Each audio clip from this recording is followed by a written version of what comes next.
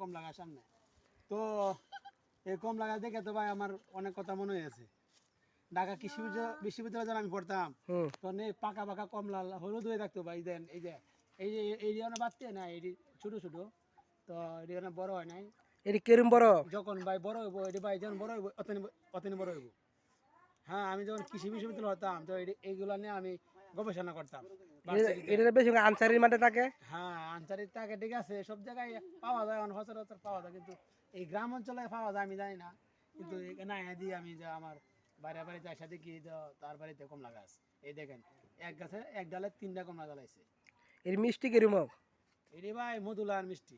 এই কমলা অনেক মিষ্টি হয়। আর পিছনে একটা বাগানটা আছে, এটা কিসের? তার বাড়ির কমলা কিরকম মিষ্টি হয় তা আমি জানি না।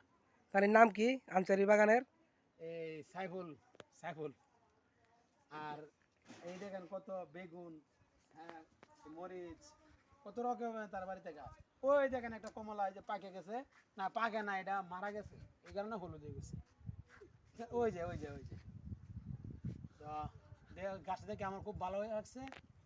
ইনশাল্লাহ আল্লাহ তাকে বাঁচায় রাখুক, তারা আল্লাহ অনেক আয়োজন করুক, এই গাছ আরো বড় বড় ফল দেখ। তাহলে তো ভবিষ্যতে চিন্তা আছে আনসারি আরো বড় করার জন্য।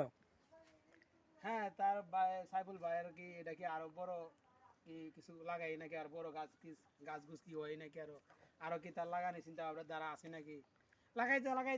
লাগাইলে হ্যাঁ লাগাইতে পারে, তার অনেক জায়গা আছে। তাহলে